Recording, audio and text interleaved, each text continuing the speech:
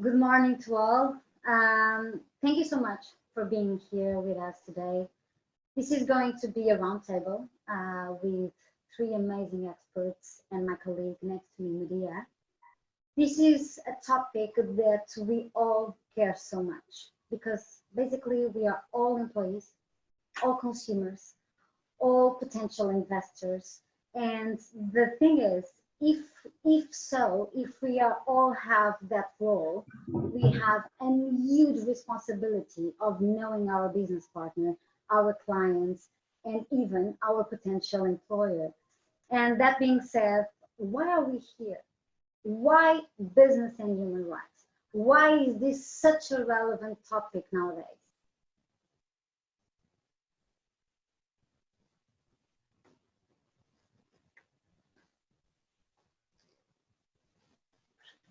Why business and should pay attention to this? So, because investors, consumers, employees, suppliers, among other companies, stakeholders around the world are becoming increasingly more demanding that companies do the right thing, be transparent on how they manage corruption risks and how they address their impacts, for example, in HR. Besides that, this remains true and even after COVID-19, as we will see during our conversation today, it's quite relevant, it's really relevant. And BHR is about how companies can manage the reputational, commercial, and legal risks arising from actual and potential human rights violations for which they are directly or indirectly responsible. And look at this, for example, this incredible example. We have Mr. Fink with BlackRock. He's the CEO, the world's largest fund manager, and he wants to increase its sustainable assets tenfold from 90 billion today to 1 trillion within a decade. And this is a huge goal. And then you have another amazing example that disappears, for example, regarding consumers in Capgemini research, that 79% of our consumers, and when we are talking about consumers, we are talking about all of us, they purchase, they buy things based on the social responsibility and how inclusive and environmental friendly their purchases are. And besides that, you have another amazing example, employees. So basically you have this 79% of millennials employees are loyal to companies. And when we're talking about millennials nowadays, you're talking about basically the largest portion of the world population. We are talking about people who were born from 1981 until 1996.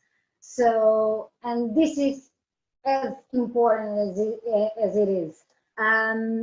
One of the things is you cannot do it by yourself. So you have to be surrounded by people who know much better than you and who are inspiring other organizations to do. And they and sorry, only to complement that, I would say that the old idea that only shareholders are important and valuable to companies are completely outdated. I mean, companies rely on their stakeholders' engagement, all of these employees, consumers, investors, all of them, to have success, to be successful.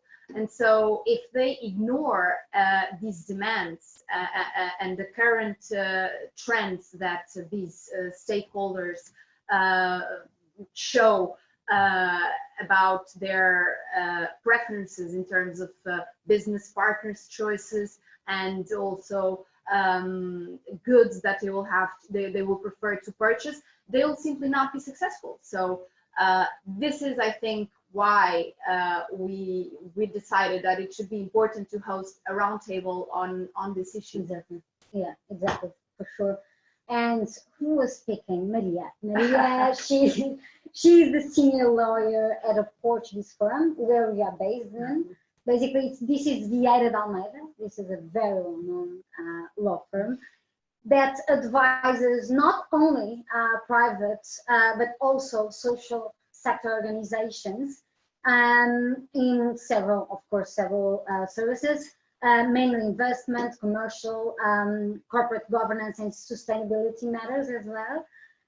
She first became acquainted and fell in love with this topic after she attended a very good course at Fordham University in New York, and there she listened to the real life testimonies. And that's the thing, when you listen, when you pay attention, and when you connect with stories that are no longer stories on a book, you connect and you prefer, you have, if you are Maria. And nowadays Maria is eager to assist, to join, to exactly besides this movement, companies, organizations who are comfortable or not so comfortable in the two sides of the coin, that will for sure be part of this journey for us to become better than we are nowadays. Okay, so that was me. Now I'll share 3 quick facts about Carolina. Carolina is this person with an amazing energy. She's currently in between jobs and about to launch her own B Corp to be this month. So very exciting times for her. She's someone who really walks the talk, in my view, concerning these matters. Since 2009, she has been working with the most vulnerable in Portugal, through her organization, her social enterprise that she founded, Sapana. I think her interest in these matters probably started when she was 18, in a trip in Morocco, where she saw 2 women being exploited by a man there. She thought then that their country, their circumstances were dictating the present and the future of these women, and she just didn't think this was right. So basically, she realized then that human rights were not being respected for everyone everywhere, and she wanted to do something to change that, at least in part. Since then, she has come a long way. She founded a very successful social enterprise, Sapana. You can ask her about it another time, because I can assure you it's worth knowing the story of Sapana. But more recently, I challenged her to join as a consultant VDA's pioneer in Portugal, VHR services team. And she is very eager to have the opportunity to empower and assist businesses in their transformation process towards a more sustainable approach. We have addressed with Carolina the why. Why should companies be paying attention to these matters? What I would like to explore a little bit with you now is what exactly are we talking about when we talk business and human rights in the same sentence? What we are not going to do is assume that everyone is on the same page about this. So we will start by giving some enlightening examples, and then talk about some fundamental notions that it is important for you as an audience to have to follow up on the conversation later. Okay, so I think the best way to explain things are through examples. And I would like to start with the negative example. So what is a company that is not sufficiently concerned human rights concerns, either environmental or social? The first example that I have for you today is a very famous one, is the Rana Plaza collapse in 2013. I think you have a very vivid picture on your screen now. Basically, this accident resulted in the death of over 1,000 people and injury of over 2,500 people. This happened, and this could be avoided. Basically, this is the main idea. This building had a clothing factory factories, a bank, and several shops. And there had been warnings that the building had cracks and had a risk of collapsing. Despite those warnings, and these warnings were as current as the day before these tragedies happened, garment workers were ordered to go to return the following day to work as business as usual. And then this happened and resulted in the tragedy that I was telling you about. These garment workers ultimately supplied brands like Benetton, Prada, Gucci, Versace, El Corte Inglés, or Mango. Of course, these brands didn't know anything about the working conditions of their suppliers, but by not knowing, indirectly they were supporting and they contributed to this tragedy. So basically, if they had been aware and if they had imposed certain obligations and conditions on their suppliers, on their supply chain, maybe this tragedy could have been avoided. The second example I have for you today is the 2000 Adidas child labor scandal. So we all know Adidas. Adidas is the ultimate status symbol for sports stars and street conscious young people. What maybe not all of you know is that in 2000, two factories in Indonesia that supplied Adidas apparel were found to employ children as young as 15 years old, who were made to work 15-hour days, who were victim of sexual harassment and among other terrible working conditions. The third example is BP's Deepwater Horizon oil spill. So basically, BP's gross negligence and willful misconduct led to this Gulf of Mexico spill and resulted in the obligation to pay a record fine of 18.7 billion for this negligence and willful misconduct. Besides the environmental impact of having 3.90 million barrels of oil spilled in these waters, this accident also resulted in the death of 11 workers and 17 other workers were also injured. Finally, I wanted to end this list of bad examples with a very recent one. And maybe a shocking one and a known one. I'm talking about the situation of the invisible seasonal farm workers across Europe. This was a story by Unreported Europe on Euronews this July that showed that in several European countries, and they focused on Spain, France, and Germany, but probably we're talking about more, dozens of farm workers across the continent, most of them cross-border migrants, were forced to work unpaid hours, work under tremendous pressure, with very little water, protection, some fainting and vomiting. They showed that these workers lived in dire housing conditions and spoke of cases of verbal, physical, and even sexual harassment. The point here is, this is especially weird and strange when the EU's common agricultural policy accounts for over a third of the bloc's budget. And nearly 60 billion euros are being pumped into supporting the agricultural industry and, in theory, avoid the need to have workers employed in such conditions. Not only these businesses have access to public funding, but also some of these sectors are profitable sectors. For example, take Spain. It's Europe's leading producer of fruit and vegetables. In the southern province of Huelva, where this picture was taken, strawberries are known as red gold, as a juicy business worth around 500 million in revenue each year, euros in revenue each year. So I think when you think about this, you have to ask yourself, how come, if the industry is profitable and if the industry has access to public funding, how come these workers have to work under these conditions? What is wrong here? But enough of bad examples.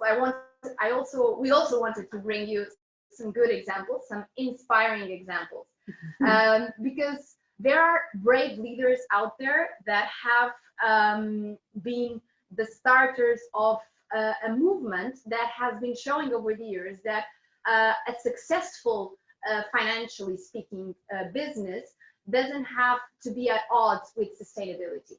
And the first example I'm bringing you today is a very well-known example.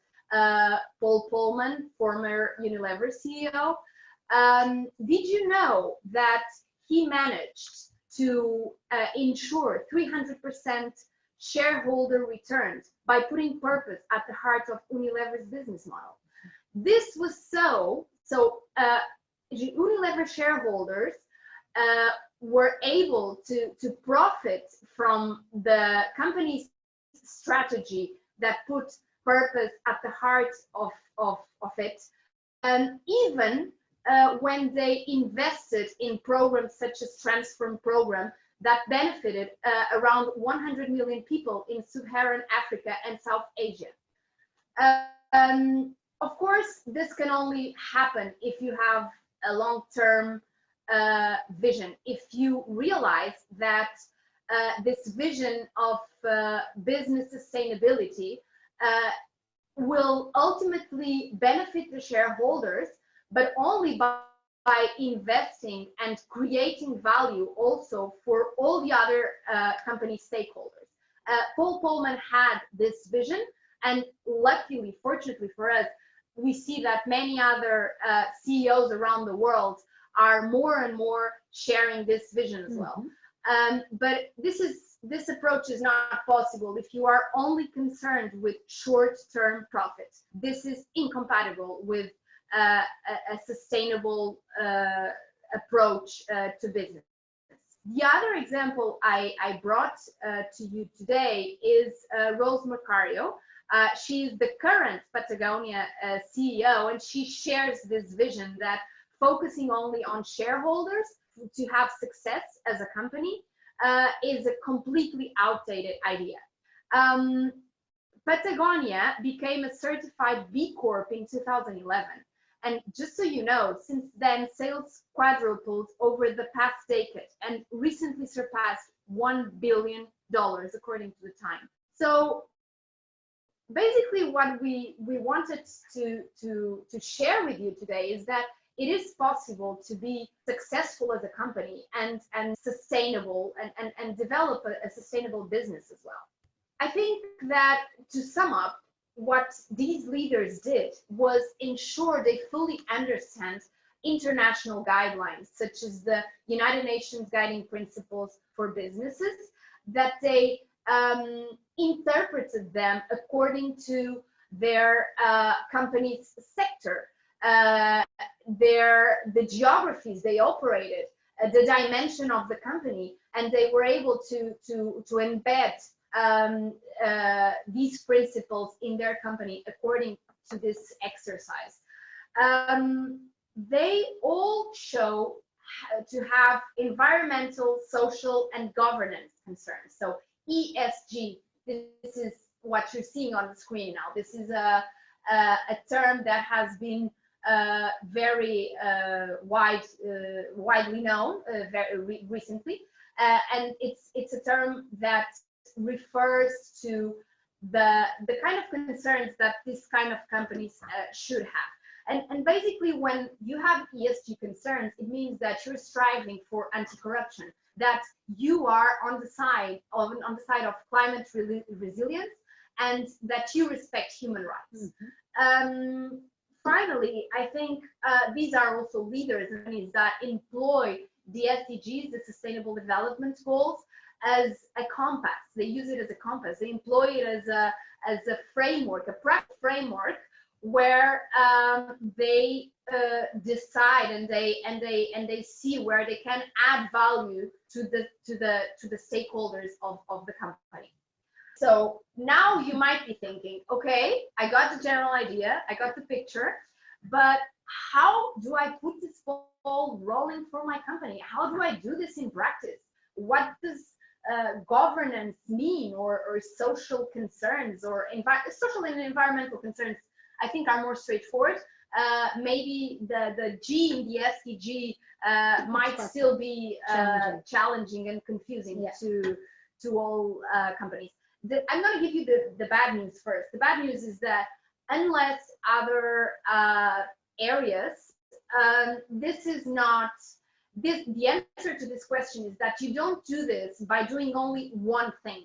To truly want to embed a business and human rights philosophy and approach to your business, you have to act on a complex and combined set of actions that run through several angles and perspectives in your company. We've listed a couple of examples here. Basically, we're talking about having public commitments and drafting and ensuring that you have internal policies for several matters. When I talk about internal policies, I'm talking about documents such as codes of conduct, human rights policies. It's about drafting corporate documents where you publicly assume and pledge to commit to certain things. You pledge to prevent and report on human rights violations, for instance. You pledge to ensure diversity and inclusion in your company. It's about having a diversity policy that ensures women can have a seat at the table of the boards, or ensuring that a potential employee won't be discriminated because he has a disability. This is only an example, a raw example of what it can be. But another way of operationalizing business and human rights is about having human rights due diligence to hire suppliers and enter business partnerships.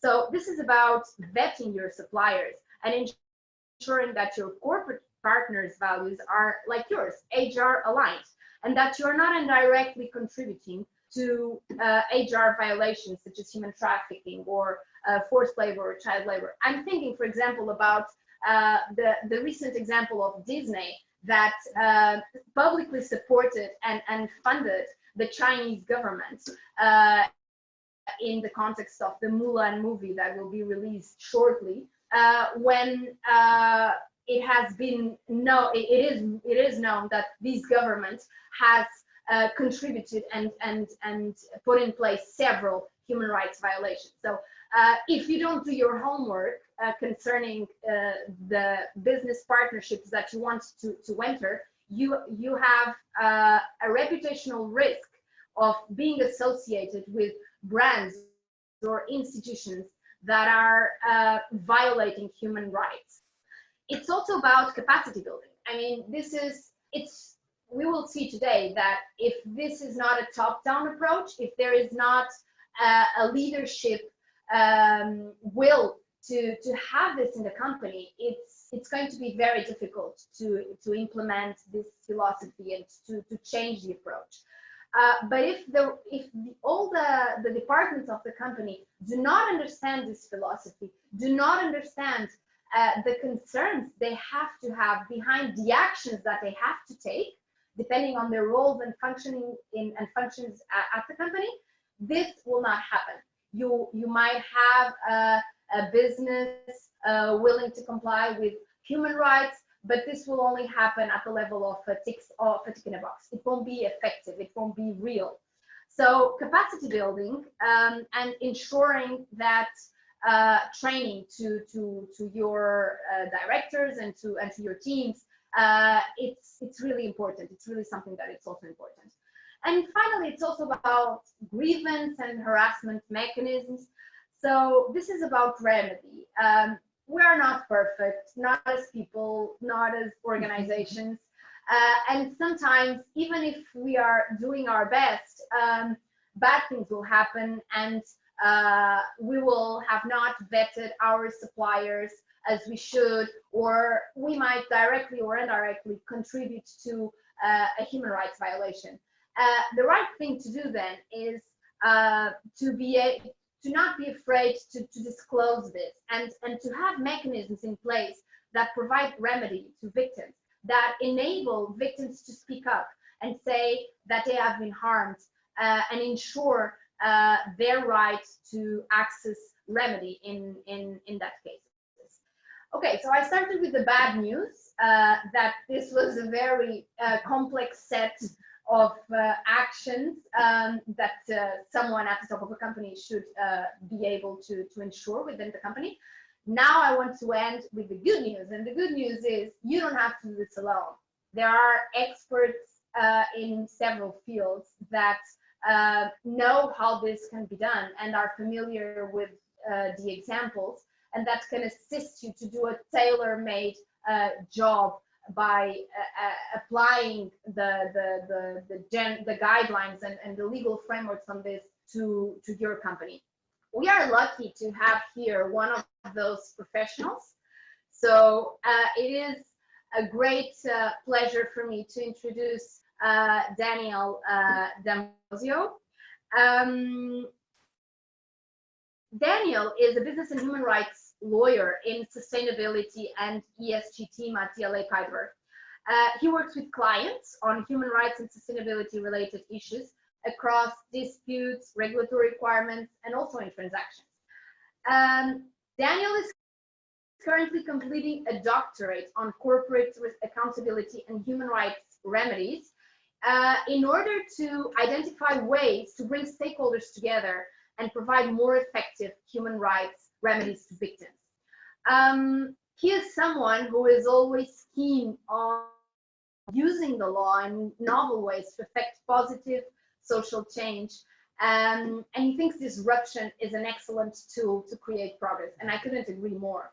So I think this part will be extremely interesting, and I'm very eager to hear from Daniel, and I would like to start by asking him, what has been done? What have we done? What we have so far in the field of the law that can tell us that this is and should be more and more a relevant topic for companies?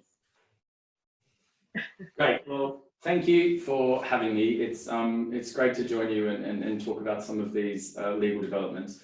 It is a big field, and you painted a very big picture of sustainability, environmental, social, and governance issues, and business and human rights. So I think maybe just in the interest of time, I'll focus on some of the key developments in the business and human rights space. And I guess the starting point is that these aren't new issues. These are issues which companies have been sort of involved in dealing with in a fragmented way over many, many years. But some of the legal requirements and certainly the legal risks are new. And so I think it's worth considering the trajectory over the past decade, where we've gone quite quickly from a situation where voluntary initiatives and soft law frameworks essentially governed behaviour. It moved to what I sort of call soft hard law, to harder hard law, to where we're sort of actually seeing the emergence of effectively transnational regulatory regimes. So I guess in terms of the legal developments, there are many. So maybe just a couple of key trends in two of the main areas. And so with respect to regulation, we're seeing regulation require businesses to do a lot of the things that you just mentioned. So consider human rights risks in their operations, their supply chains, and obviously with regard to extraterritorial activities and business relationships. And I guess the second key trend in relation to regulation is that we're moving again from this voluntary to harder regime where with the legal requirements anyway, it's moved from softer reporting obligations with not really any mandatory reporting criteria, no liability provisions, no real incentives to comply, to harder requirements with mandatory criteria, compliance regime requirements, and interesting suggestions at the EU level at the moment around liability, supervision, and enforcement. So the legal landscape is changing, and it's changing significantly. So businesses really, whether or not you're in a jurisdiction where there's laws, need to start considering the transnational landscape. Daniel, yeah. What about litigation? So there is the regulatory aspect of the importance, the legal importance of business and human rights, but also there is a litigation side to it, especially in common law countries like the UK or the US. Can you elaborate a bit on that? I think there's, everything is coming together at the same time. And so you have regulators thinking about how they can encourage more respect for human rights in line with essentially the UN Guiding Principles. You then have advocacy groups who for many, many years have been bringing claims against companies relating to environmental, social, and governance issues, which largely have been unsuccessful until recently, where the law is changing. Jurisdiction challenges are increasingly unsuccessful. So judges are more willing to hear claims about issues which arise in another country. Tortious liability is evolving, where in some jurisdictions it's increasingly clear that a duty of care can arise between a parent company and third parties affected by operations of a separate company. So a subsidiary, a supplier, or a business partner. There's also really interesting examples where the law is being used or legal constructs are being used in novel ways to bring claims. So we see human rights issues arise under advertising law or competition and consumer law or environmental and planning law. Even in some claims, we've seen equitable principles used to bring claims against companies. And then when you think about all of these issues holistically, either by regulatory requirements or voluntary requirements or investors requiring information, there's a lot more information out there about companies' human rights policies, processes, and performance, and that feeds into the litigation landscape because it is easier to build a case and it is easier to obtain litigation funding. So all of these things are coming together, and I guess the key learnings for me, which I sort of share with my clients, I'll just give you three. One of them is obviously, as I've said, more law is coming. And whether or not you're in a jurisdiction where there is law on the books or not, it's irrelevant because the legal landscape is such that you are probably in a supply chain, an investment situation, or a business relationship with something with a business that is, or an investor that is affected by a legal risk. In any case, there's a general trend. So it's not useful to consider legal requirements as the only driving force. And the better companies don't. I guess the second key takeaway is that the best way to address the legal risk is to address the human rights risk, because the best defense for preventing a claim against you as a parent company is to ensure there's no harm or damage. And it comes back to your point about access to remedy, grievance mechanisms, ensuring that there's stakeholder engagement at source, and that requires collaboration. It requires a different perspective. And it does require engagement with human rights risks. And then I guess the final point is be innovative. So, the best solutions are cross-functional. They are outside of the status quo. There's not a one-size-fits-all. There's not one solution. There's not one contractual clause. There's not one policy. Everything has to be tailored to the salient risks, the specific risk profile, the operating context, and so it really does enable innovation and, importantly, collaboration. I totally agree. It is indeed, it has to have behind a very tailor-made approach, as we were saying earlier. So as you were saying, its operations, the geographies where the business is or where it wants to be, its most pressing risks, if it's environmental risks or if it's social risks, a certain number of factors that you need to know the answers before you get to the how you're going to implement your business and human rights. You're a very experienced business and human rights lawyer. I would love to hear from you. Where do you think lawyers can have the most impact? These kind of lawyers. So where business and human rights lawyers like you, in your opinion, can have the most impact? Sure. I think generally speaking of lawyers that work with businesses, I think they can have a significant impact by, thinking differently. I think one of the challenges today is that the legal services market is commoditized, so that everyone operates in silos, and you do a very specialist area and you're an expert, and that's fantastic. but the issue is that these issues require a holistic approach. They require an organizational view. They, as I mentioned before, there is interaction between regulatory and dispute aspects, and that's the same as any other sort of areas. And have the most impact are the ones that look across these areas and collaborate with colleagues and other experts. And I think that steps back into the role of a lawyer as being more of a trusted advisor. I mean, obviously you need to be an expert on your area and the technical aspects of this area you need to be on top of, but there's also a very important aspect of being that trusted advisor to your clients. And, you know, some of the most impactful conversations I've had are with clients around a big transactional dispute or you know, the actual substance of the advice that you're giving. And I guess maybe just two practical examples of where lawyers can have impact. And it's not to say that these are the most impact or that these are the only areas of impact, but they are two areas where lawyers can have an impact. I guess the first is at that top level of the organization. So, you know, with boards and in terms of governance, and I don't just mean, you know, corporate governance within the four corners of the corporate governance code. I mean governance in the sense of how you manage your organization and how respect for human rights is the same thing as creating long-term value.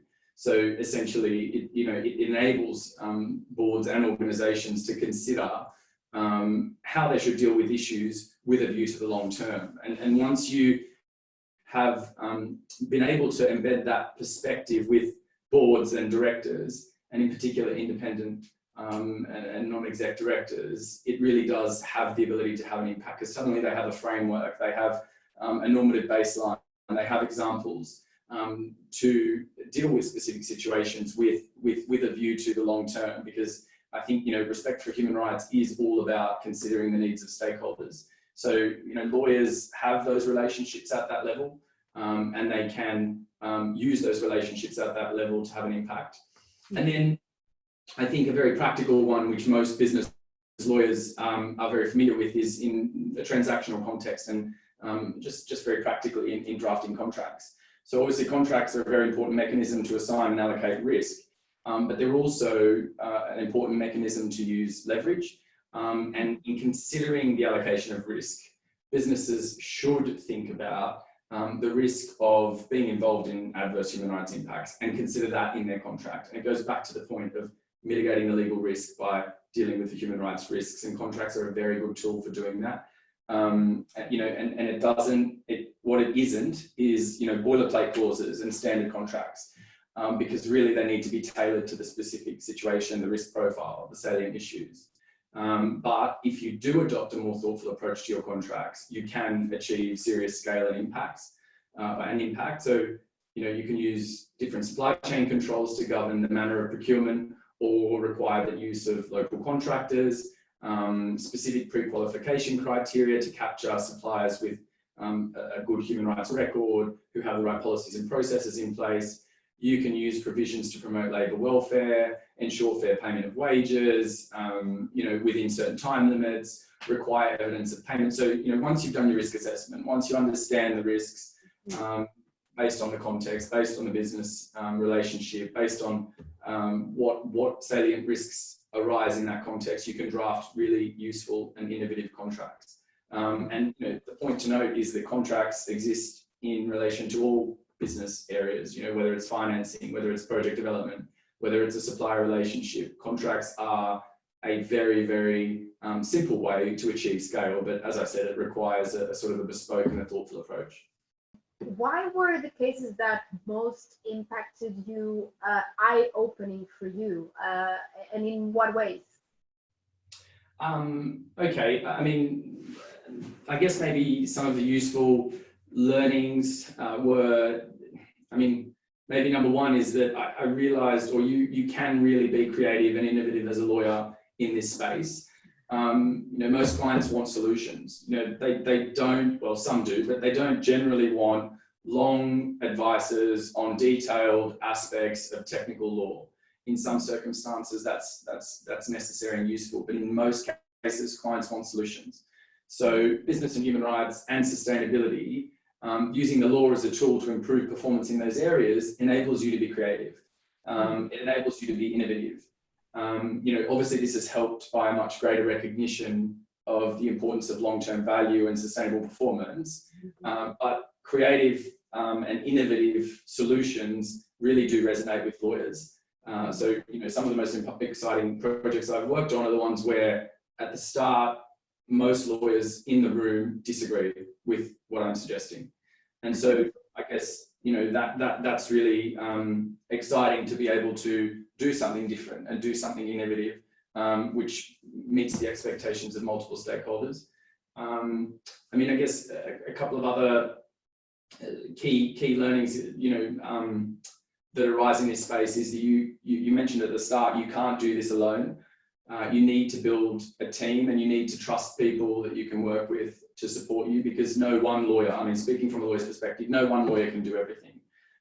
It does require an approach that is holistic. So some of the most exciting mandates I've worked on are with lawyers from across practice areas, disputes lawyers, compliance lawyers, investigations lawyers, contracts lawyers, and we work together to come up with a solution for the client which meets their objectives, but also navigates the sort of the business and human rights landscape. Moving on. Yeah, moving on to an amazing woman, also lawyer, Daniela Barat. She's the head of legal and compliance at World Economic Forum. And I think, Daniela, one of the major reasons you are here as well, besides everything and your international experience, of course, and because you have experience in commercial and corporate law, besides that, and besides the possibility of us having you here as a very knowledgeable person regarding cross sectors, because you are within an organization that deals with all the kind of sectors, but besides that, you have as well to have that perspective that we lived so far. This pandemic was or not huge, because of course it was huge for all of us, but why now is so important to talk about BHR? Because I think COVID just brought us up to a situation that sustainability matters and ESG patterns and standards are mandatory to take care for, because people will be and are in the heart, in the core of all organizations, at least they should be, but we believe so. Putting all together, why now? Why should we doing this panel, this round table? Danielle. Well, I think this is not a new topic, as we discussed before. It goes back to 2011. So when the guiding principles for business and human rights were approved, there is much more attention, I would say, and focus on human rights in businesses. It's growing over the years. I think if you are a CEO today of an organization, you want your business to thrive in today's world that is so demanding by customers, by investors, and you have also the unavoidable case of media. You need to embrace human rights and equality. It's not just a matter of choice, it's a matter of survival. I believe that business, they have to think about human rights as part of the organization. It's at the heart of the organization. It has to be there to ensure that we have high standards of integrity, that we have transparency, accountability. And if leadership is there to foster a culture that is truly representative of BHR values and reinforces that dealing with third parties, that's a big start. Now, that's a collective effort, right? It requires attention throughout organizations and particularly in the supply chain. So I would imagine that in this sense, organizations can do a lot, but cannot do everything alone. So there is work to be done there. As you were mentioning, this is not new. This conversation has been around for quite a while now, and in our view, it has been gaining momentum. But then 2020 happened and COVID happened. Do you think it's still relevant to talk about human rights and human rights concerns for businesses, Or do you think that in light of this new context and new times that we're living, companies have more pressing issues to deal with than this, and they don't have the time, to put it in a way, to think about a different approach, a more sustainable approach, because they have other things more important to worry about. What is your opinion on this? What have you been seeing? Well, I think it is relevant. It's absolutely relevant to think about PHR after COVID-19. I think that the pandemic has just accelerated the challenge for companies worldwide. And I think also it demonstrated how people and their own well-being, right, must sit at the center of the organization. So if companies are to maintain their reputation and market share, they have failed to do so if they didn't think about PHR as a core principle. I do believe that even the ones that fail to have achieved that, they are being subject to scrutiny by regulators and media, both the traditional media and social media. So I think it's an important point to make to companies that COVID didn't change the situation. To the contrary, in my opinion, it aggravated that, because people are much more conscious of what their rights are and what they actually want for themselves and the type of organization they want to work for. That's also very important. So that would be my take on this. And another thing is, Daniela, considering the last message that Marie in the beginning she passed for regarding the HR implementation, do you think, for example, capacity building, is it something that the private sector priorities is comfortable with? So basically, do you think companies are able to put into priorities, in list, the BHR implementation strategies? And yes, absolutely. I don't think it's complicated to do that. I think there are lots of professionals out in the market that can support. I think training people is the basis of creating an environment of trust. Any cultural change will depend, of course, of a top-down approach, and that needs to come from leadership.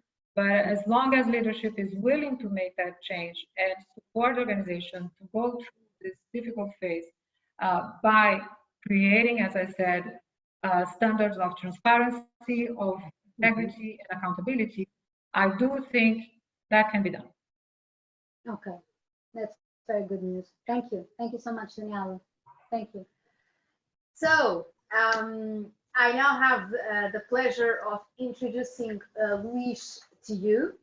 The reason we asked Luis to be here today with us is because today all of us, consumers, investors, employees, all of us, we more and more want to know whom we are doing business with, who are we working for, what are their values, what is their practical approach to these sustainability matters. And sometimes it's not easy to know if a certain company is human rights aligned and has these values or not. Fortunately, there are tools out there nowadays that can help us as consumers, employees, or potential investors in identifying these partners that share the same values that we do and that motivate us to choose them instead of others.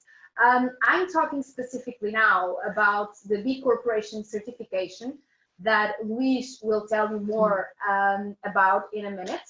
But first of all, I just wanted to share 3 quick facts about Luis. Luis is a proud father of 4. I like it that he starts his introduction this way. He has a PhD in genetics and an MBA with more than 20 years experience in innovation projects, namely in sciences, social corporate responsibility, and energy.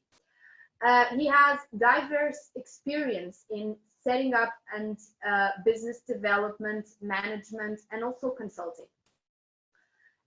He's passionate about sports and the sea, and his main interests include sustainability, the company's goals to impact the world and make it a better place, impact investment, corporate governance, innovation, and design. So I think this will be a very interesting conversation. For sure. Luis, thank you so much for being here again. It's so good to see you and to be with you. You are such a powerful energy all the time that because Luis is also based in Portugal as we are, so it's a very, we have a lot of times and opportunities to see more of him. Yeah, of course.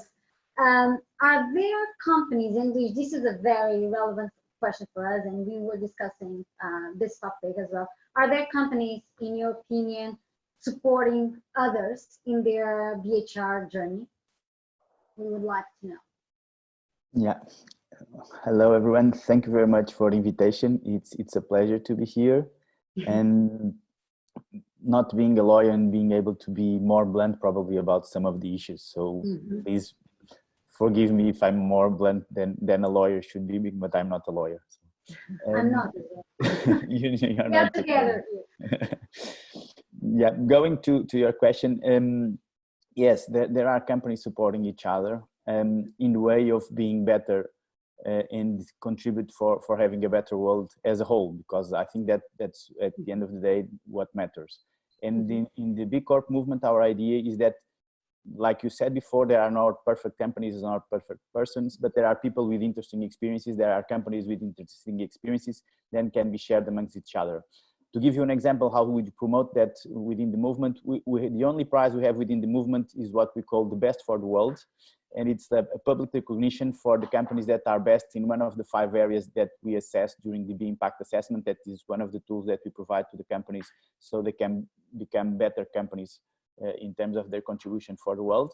And the prize is a case study about their best practices so the others can be inspired and can be learned about that.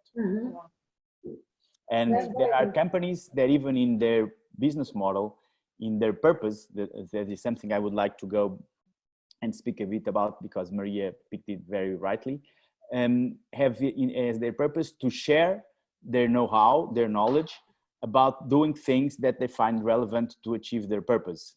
Just to give you an example, because I think stories help us a lot. The leading chocolate seller in the Netherlands nowadays is a company that started with the purpose to end slavery in cocoa plantations. And that is their purpose. If you go and read their annual reports, they say, this is our purpose. We don't want to make money. We want to end cocoa slavery in cocoa plantations.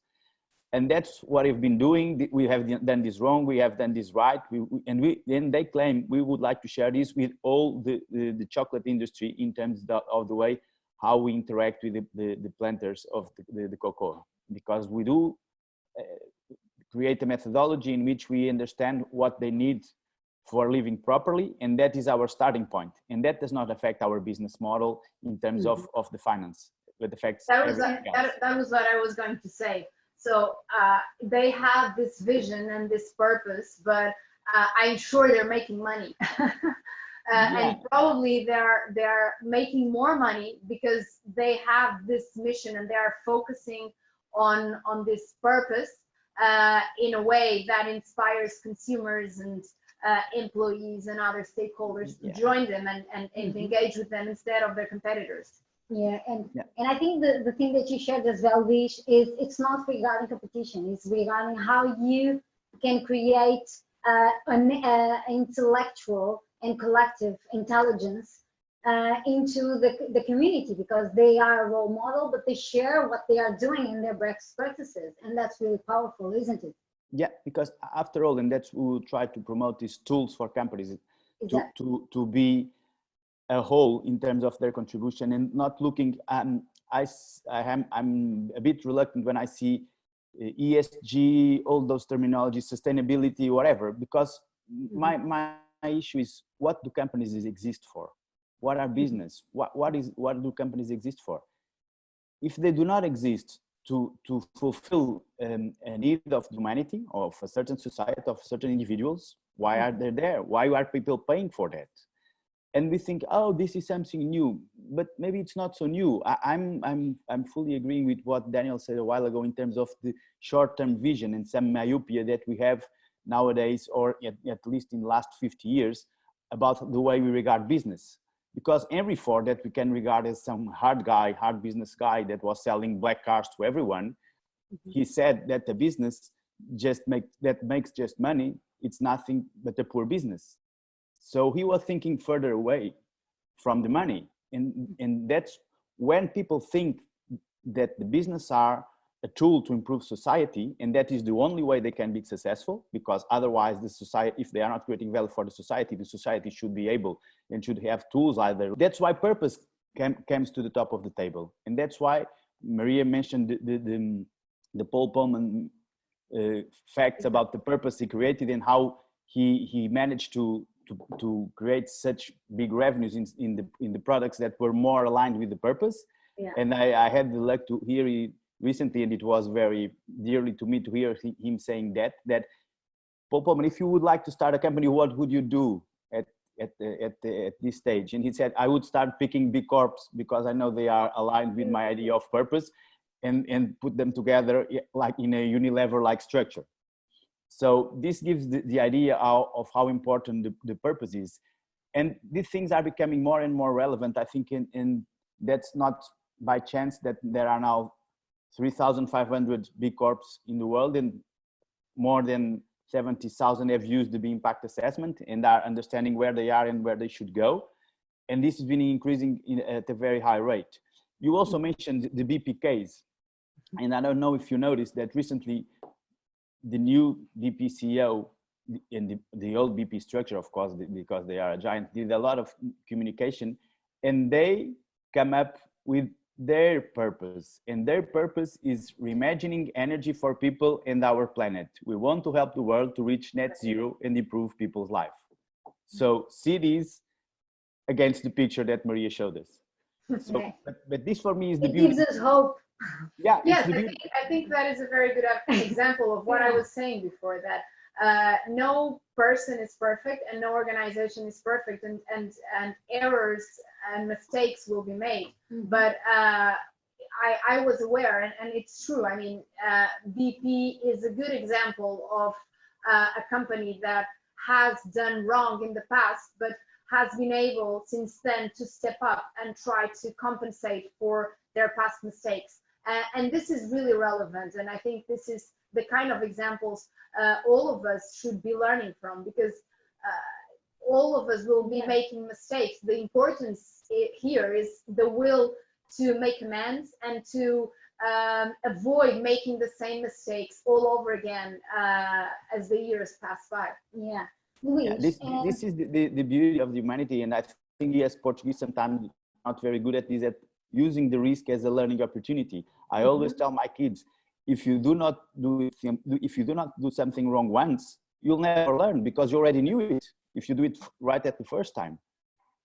So that's one of the things we would like to promote within the B Corp, and we would like to give the tools for the companies to learn with each other and with the best practices, so then they can improve and become more competitive and create and do more things, more valuable things with the same resources, so the world would be as good as possible for everyone. In your opinion, what drives a CEO to go for the B Corp certification? The idea of being part of a movement that is changing the world for better is also attractive. And then there are evidence that they can get money cheaper, because the companies are regarded as less risky by the investors or the banks. They can attract talent easier, because people want to work in a place that is contributing for a better world. That they can deal with the problems that Maria was mentioning about the supply chain in a better way, because they can apply the tools of the impact assessment to their suppliers, and even interact with other corps, use them as their suppliers and know they are aligned with them. And in this environment, create new interesting projects, because they can come across different business models that started in different ways. I was telling you about the the chocolate company in the Netherlands. There is a Portuguese company that starts a B Corp company that is a nail spa that started with the purpose of creating good conditions of employment for the people that used to work on the area of the beauty salons, etc., that are all usually in very bad work relationships or not even legal in the country. And the purpose of starting that project was to give a decent job to those people. And this learning, that's why you see big companies and the CEOs sometimes in this process that you challenged me to reply of becoming a B Corp. What is interesting and how can I become a B Corp? Buying small B Corps so they can learn and use their know-how and their experience to integrate it in the bigger organization. So you go to Unilever, you have 3 to 4 B Corps already within the Unilever structure. You go to Danone, some of the national companies are already certified. You do PepsiCo, some of them also have some B Corps in there as well, and so forth. Thank you so much. Thank you to all. Almost finishing. We are going now just for a quick sum up. And do you think, all of us, and I will ask Maria as well, do we have an answer for our roundtable? So basically, I think we have to. I think so. I think so. Can we assume that business and human rights are two sides of a coin, or two worlds apart? What do you think, Maria?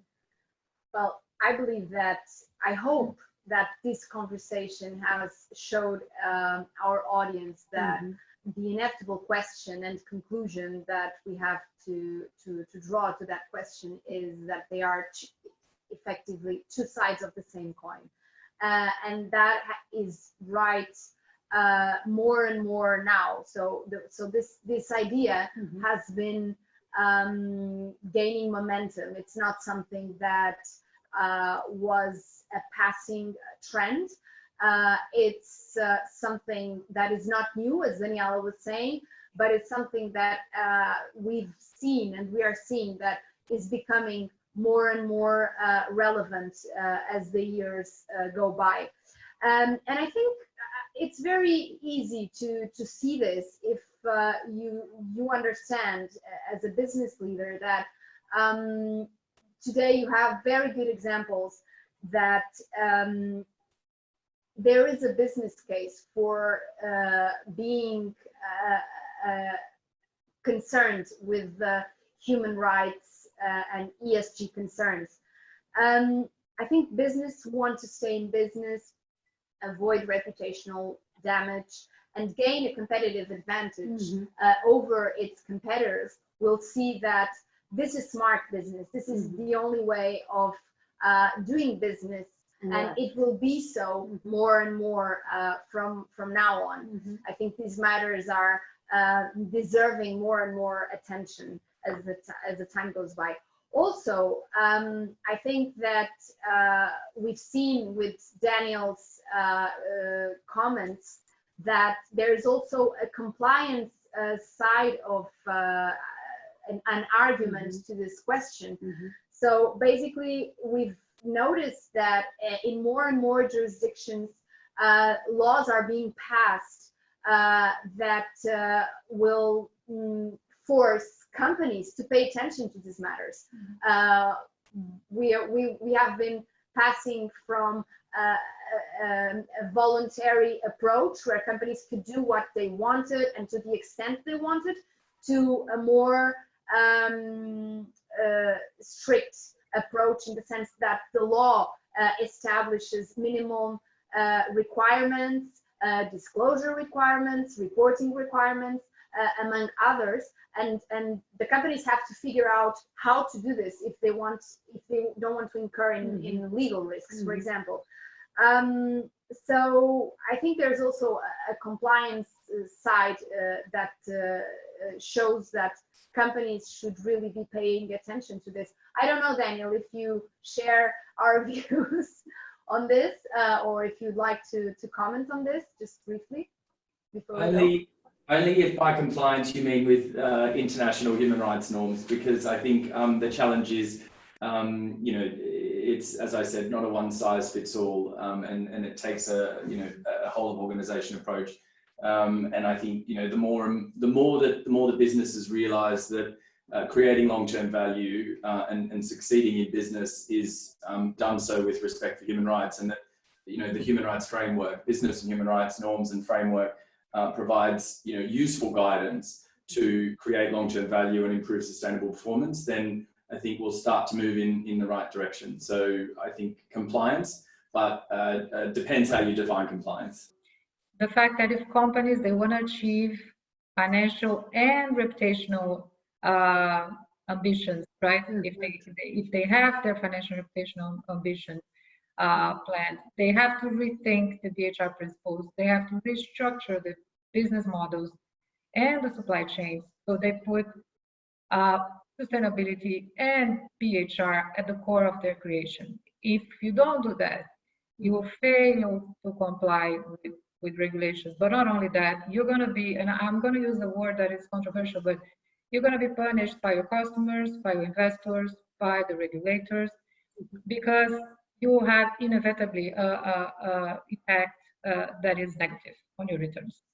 So if we consider the social movements, such as Black Lives Matter, that will only accelerate, in my opinion, the trend. That's something that has to change. And organizations, they do have the ability to do so. We heard Daniel, we heard Luis, and we see that there is a lot that can be done. So Thank you. if we keep on the right track, we're going to get there.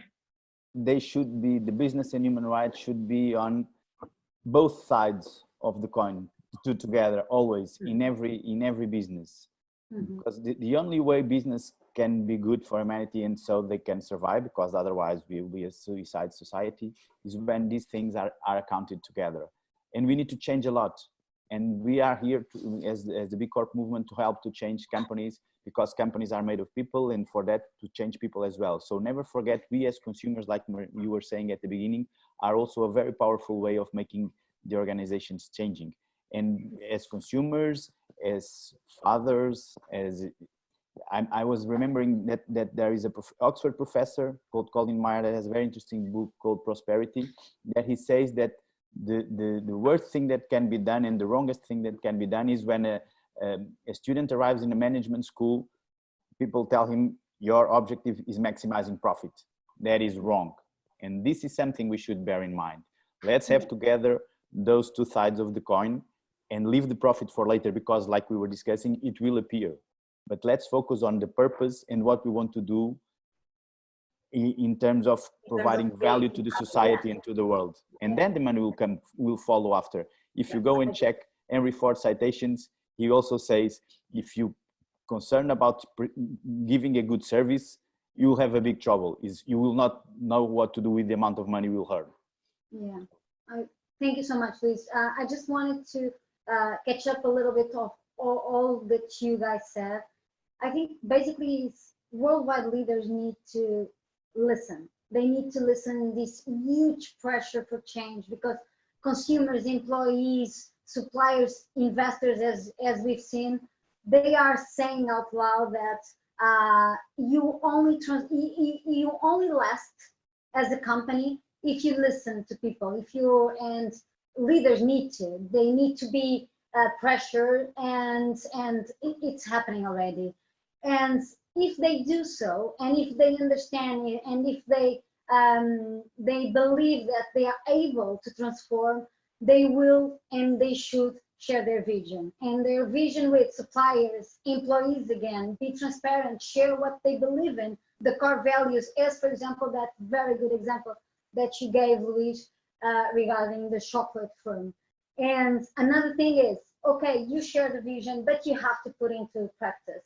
And so there is two things here. You have to put into practice with a realistic work plan, but as well, you need to translate this, as you were saying, Luis and Danielle, they said before, they need to translate into a common ground communication. Because if not, if you don't do so, the message will be lost, and you will be just by yourself, and that's not the way to go. And I think another thing that we should all think about in our different roles as consumers or employees or potential investors, among other stakeholders, is if we want to be a part of this movement, if we want to be part of the solution or contribute to the problem. If I choose to buy $1 t-shirts, knowing that a t-shirt's production cost is way more or should be way more than $1, I am contributing to the problem. If I choose to buy from brands in the fashion industry that are sustainable, that report on decent working conditions for their workers, then I am being part of the solution. I am voting as a consumer that I want this world where profits and saving money at all costs is not a world that I want to be part of. Yeah, I agree completely. Thank you so much. Thank you for being with us. Yeah, what an amazing chance to know you better. Thank you so much.